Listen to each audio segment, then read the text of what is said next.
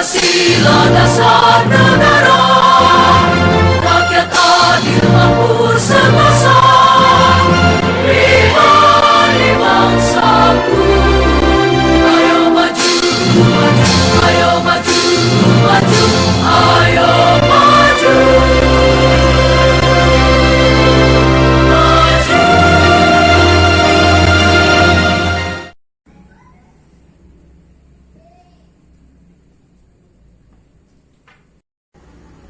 Assalamualaikum warahmatullahi wabarakatuh.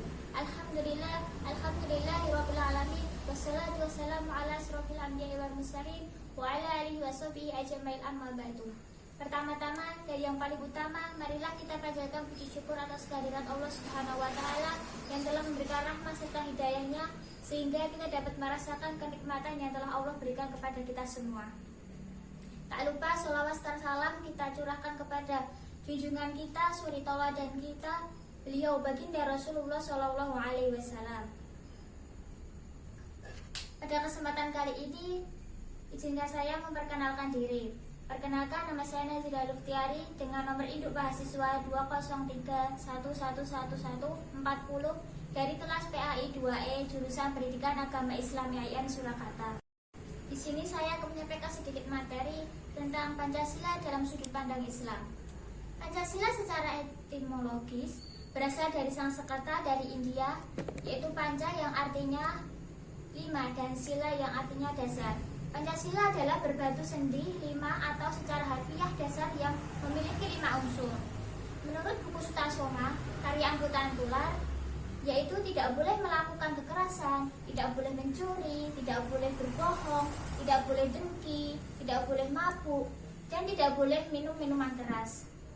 Pancasila pada hakikatnya memiliki multifungsi dan kedudukan bagi negara kesatuan Republik Indonesia, yaitu sebagai jiwa bangsa Indonesia, kepribadian bangsa Indonesia, dasar negara Indonesia, pandangan hidup bangsa Indonesia, sumber dari segala hukum bagi negara Republik Indonesia, perjanjian luhur bangsa Indonesia pada waktu mendirikan negara, cita-cita dan tujuan bangsa Indonesia.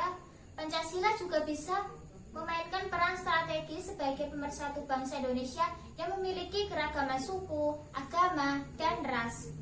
Pancasila tidak hanya eksis, melainkan juga fungsional. Pancasila seringkali dipertentangkan dengan agama. Padahal tidak harus demikian. Bagaimana Pancasila dalam perspektif Islam? Kita sangat menyadari bahwa Pancasila merupakan pedoman hidup bangsa Indonesia. Sementara itu, Islam merupakan pedoman hidup manusia di atas bumi untuk kehidupan di dunia dan di akhirat. Dengan begitu, dalam konteks ini, Pancasila merupakan bagian dari Islam, bukan sebaliknya bahwa Islam bagian dari Pancasila. Kita harus samakan pandangan ini untuk menghindarkan diri dari salah tafsir yang bisa melahirkan potensi konflik yang tidak perlu. Dalam rangka memahami dan mencermati Pancasila, kita dapat menganalisis anatominya, bahwa Pancasila sebagai pedoman hidup bangsa dan negara telah memberikan panduan kita dalam membangun hubungan vertikal, hubungan intrapersonal, dan hubungan interpersonal.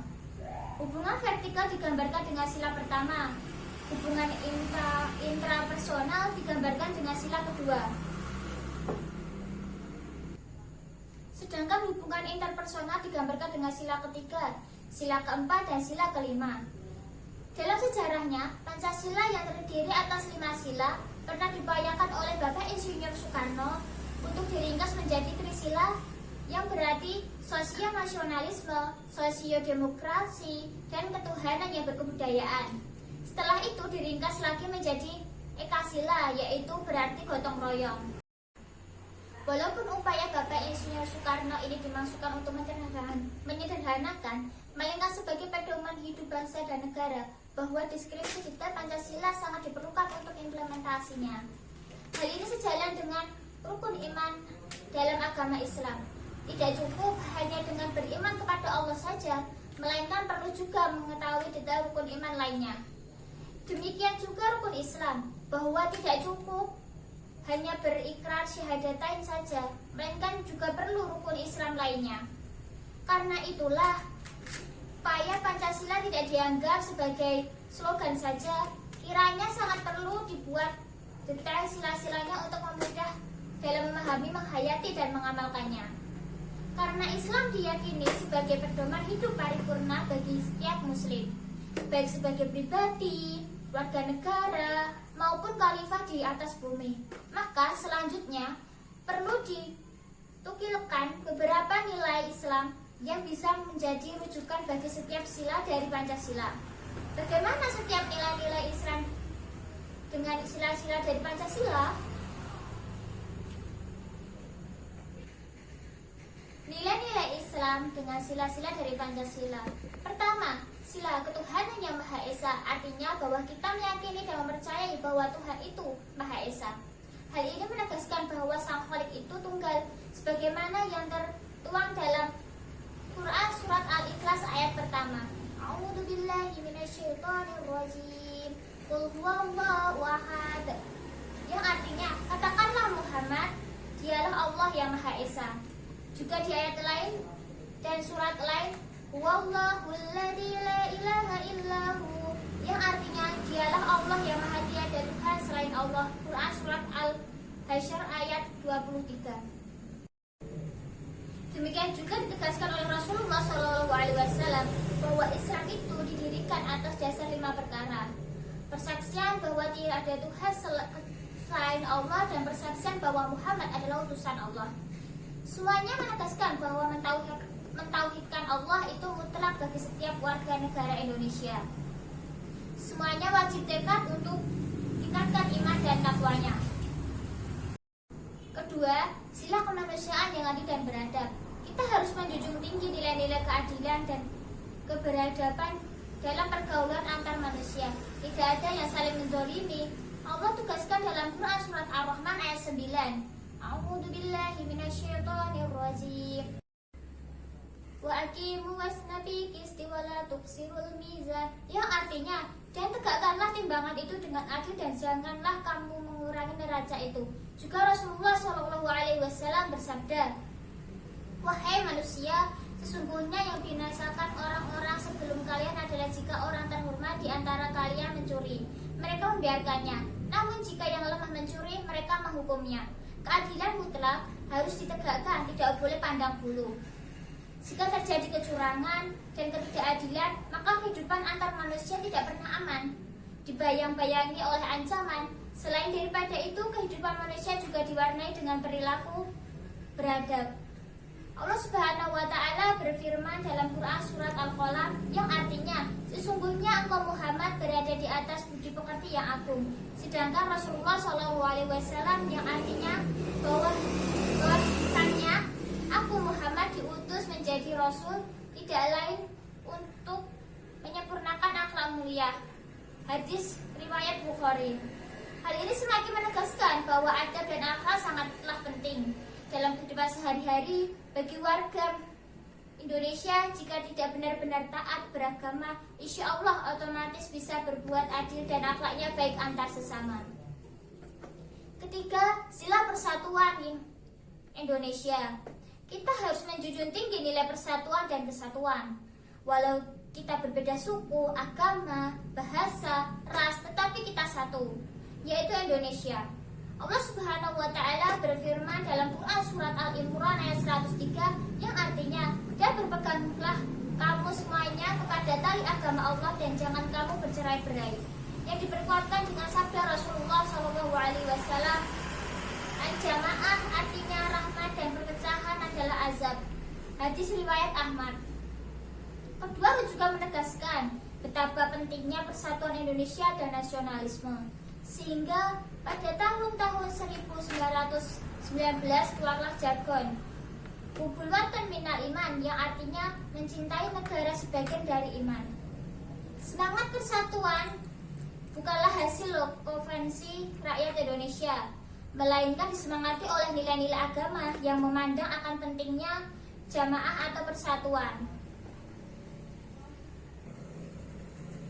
Untuk menjaga keberlangsungan Indonesia, non-vision harus lebih diutamakan, bukan pribadi, kelompok, golongan, atau partai. Dengan begitu NKRI akan terus terjaga, bersatu kita teguh, bercerai kita jatuh. Keempat, kerakyatan yang dipimpin oleh hikmat, kebijaksanaan, dan permusyawaratan perwakilan. Kita harus menjunjung tinggi wisdom dan musyawarah dalam menegakkan politik Indonesia dan nasional. Hal ini sejalan dengan Islam yang tertuang dalam Quran Surat An-Nahl ayat 125 yang artinya, serulah manusia kepada jalan Tuhanmu dengan hikmah dan pelajaran yang baik, dan bantahlah mereka dengan cara yang baik. Demikian juga dalam Quran Surat Al-Imran ayat 159. A'udzu billahi minasyaitonir rajim. Wa in min ahlil kitabi illa la yu'minanna bihi qabla al-maut wa yawmal qiyamati yakunu 'alaihim syahidan. Yang artinya, dan bermusyawarahlah dengan mereka dalam urusan itu. Kemudian apabila kamu telah membulatkan tekad, maka bertawakallah kepada Allah. Sesungguhnya Allah menyukai orang-orang yang bertawakal kepadanya. Yang dikuatkan dengan telah bersabda Rasulullah SAW kepada Abu Bakar dan Umar, apabila kalian berdua sepakat dalam bermusyawarah, maka aku tidak akan menyalahi kamu berdua. Hadis riwayat Imam Ahmad. Begitulah ayat Al-Quran dan hadis Rasulullah, bahwa kita dapat berpolitik sangat diperlukan pikiran dan sikap yang baik dan bijak dengan melibatkan hati nurani dan martabat. Demikian pula dalam urusan perbuatan keputusan, hendaknya lebih diutamakan dengan cara bermusyawarah dan mufakat. Jika upaya ini gagal, barulah dilakukan dengan voting. Inilah yang menjadi persoalan dewasa, bahwa ada pesan bahwa pilihan langsung merupakan praktek demokrasi yang kurang sejalan dengan rambu-rambu Pancasila. Kelima, sila keadilan sosial bagi seluruh rakyat Indonesia. Kita bertanggung jawab untuk bersama-sama menegakkan keadilan dalam kehidupan sosial dan tidak ada diskriminasi. Rumusan ini sebenarnya merujuk pada Quran Surat An-Nahl ayat 90. Innallaha ya'muru bil 'adli wal ihsani wa ita'i dzil qurba wa yanha 'anil fahsya'i wal munkari wal bagyi ya'idukum la'allakum tadhakkarun. Yang artinya, sesungguhnya Allah menyuruh kamu berlaku adil dan berbuat kebajikan mereka kepada kaum kerabatnya, dan Allah melarang dari berbuat keji, munkar, dan permusuhan. Dia memberi pengajaran kepada kamu agar kamu dapat mengambil pelajaran. Hal ini dikuatkan dengan sabda Rasulullah SAW. Carilah keriduanku dengan berbuat baik kepada orang-orang lemah kalian. Karena kalian diberi rezeki dan ditolong disebabkan oleh orang-orang lemah kalian. Di Shahihan Al-Imam Al-Albani dalam As-Shahih nomor 779, betapa anjuran untuk berbuat adil dan kebajikan untuk seluruh rakyat Indonesia tanpa ada diskriminasi. Pembangunan ekonomi yang seharusnya diperjuangkan adalah ekonomi kerakyatan, ekonomi syariah, bukan ekonomi kapitalis yang berdampak terhadap ketidakmerataan kekayaan negara untuk rakyat. Kita semakin mengetahui betapa Islam telah berkontribusi banyak terhadap tegaknya konsep Pancasila. Ini persoalan yang masih dihadapi terkait Pancasila, bukanlah rumusan konsepnya. Namun, konstruksi materi dan strategi Indonesia diimplementasi nilai-nilai Pancasila yang belum terumuskan final. Di samping perlu ditunjukkan political will-nya para pimpinan di sebuah level dan sektor di bawah presiden dan lembaga lainnya yang terkait. Urusan Pancasila adalah urusan dan tanggung jawab semua. Jika demikian, maka implementasi nilai-nilai Pancasila akan didukung oleh semua. Pancasila adalah bagian ajaran agama yang menjunjung tinggi nilai-nilai perdamaian dan persamaan hak serta pengalaman negara dalam konteks beragama. Dengan begitu, mengamalkan nilai-nilai Pancasila berarti mengamalkan nilai yang diajarkan agama. Nilai-nilai dalam Pancasila yang sesuai dengan ajaran Islam dapat didefinisikan dalam ajaran-ajaran Islam. Untuk itu Pancasila harus kita jaga dan nilai-nilai yang terkandung dalam Pancasila sebaiknya kita amalkan dalam kehidupan sehari-hari.